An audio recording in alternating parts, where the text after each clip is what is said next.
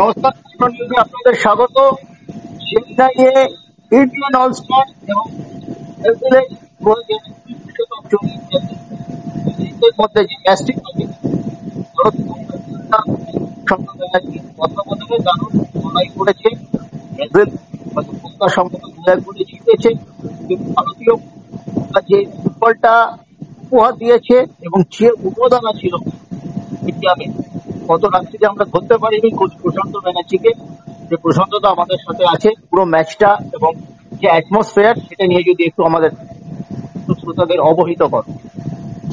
প্রথমত বলি, এই ম্যাচটার উন্মাদনা খুব ছিল, মাঠে প্রচুর দর্শক এসেছিল এবং দুটো জিনিস আমি লক্ষ্য করলাম। ওদের বিশেষ করে ব্রাজিলের রোনাল্ডিনো বল ধরলেই তাদের চিৎকার ফেটে পড়ছিল। আমাদের এখানেও কিন্তু যখন আমাদের ইন্ডিয়ান প্লেয়াররা, বিশেষ করে বিজয়ান যখন বল ধরছিল, তাতেও দেখলাম খুব চিৎকার। এই যে একটা উত্তেজনাময় খেলা, ওরা প্রথম থেকে বল ধরে দিয়ে নিয়ে খেলছিল, যেহেতু বল স্কিল ওদের অনেক ভালো, কিন্তু আমাদের প্লেয়াররা এত বুদ্ধিমানের মতো খেলেছে, যার জন্য ওরা পাস খেলেছে যতটুকু, তারপরে যে পেনিট্রেশন জোনে গিয়ে যে গোল করার মতো জায়গাটায় কিন্তু কিছু করতে পারছিল না আমাদের প্লেয়াররা। ওই জায়গাটা কিন্তু সারাক্ষণ মার্কিং এর মধ্যে রেখেছে। 2 নম্বর সেটা হচ্ছে আমাদের প্লেয়াররা যেভাবে খেলেছে, তাতে কখনো মনে হয়নি যে এই ম্যাচটা হেরে যাবে। দুর্ভাগ্য বলেই আমরা ম্যাচটা হেরে গেছি, কারণ আমরা অনেকগুলো চান্স পেয়েছিলাম এবং গোল করা উচিত ছিল, গোল হয়নি। কিন্তু ওরা যে শটগুলো করেছিল, সেইগুলোও কিন্তু আমাদের গোলকিপার, বিশেষ করে সুভাষিস রায়চৌধুরী দারুণ সেভ করেছে, এটুকু বলার অপেক্ষা রাখে না।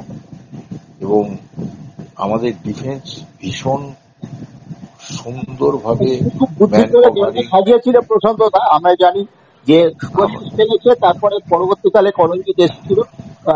টিমটা যদি একটু বল।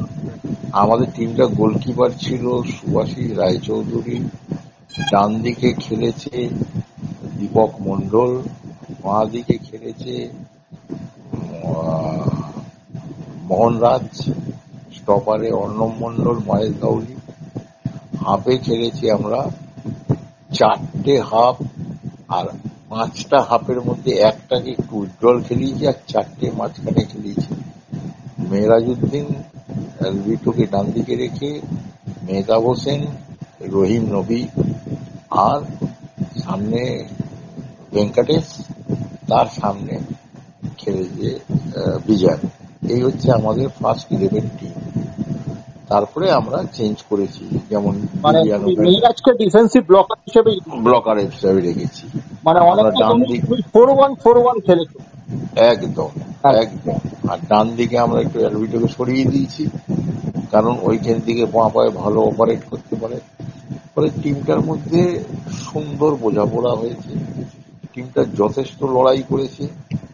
আমরা গোল খেয়ে আবার গোল সঙ্গে সঙ্গে শোধও করেছি, এবং ভালো গোল করেছে বিবিয়ানো, বলার অপেক্ষা রাখে না।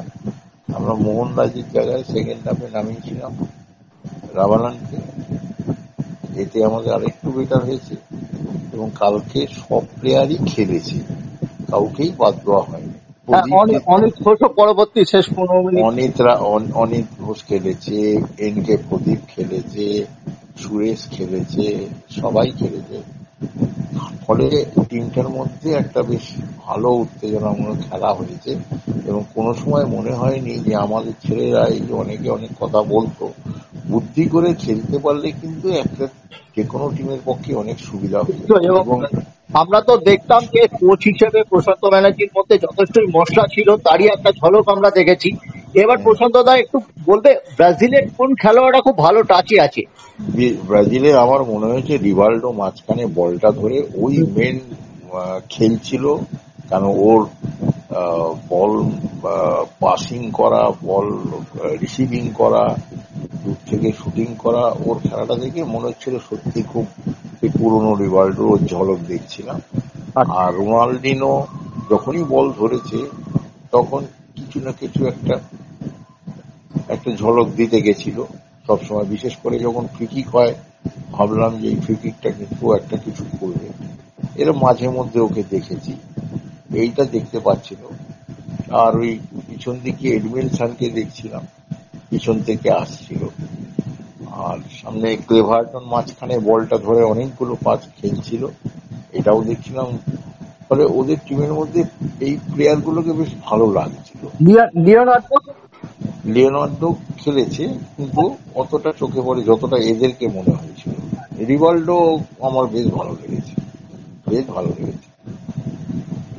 আর বড় ডিপ বড় ডিফেন্সে রোনাল্ডো। লুসিও রোনাল্ডো, বড় রোনাল্ডো আসেনি। লুসিও ডিফেন্সের একেবারে মাঝখানে দাঁড়িয়ে একটু কন্ট্রোল করছিল। আর কাকা আসেনি, আর বড় রোনাল্ডো আসেনি। রোমারিও এসেছে। রোমারিও ছিল না তো। ছিল না, না, না, দলের ম্যানেজার হিসেবে। ও, আর কোচ ছিল ওদের দুঙ্গা। দুঙ্গা, আচ্ছা। অনেক ধন্যবাদ প্রশান্ত দা।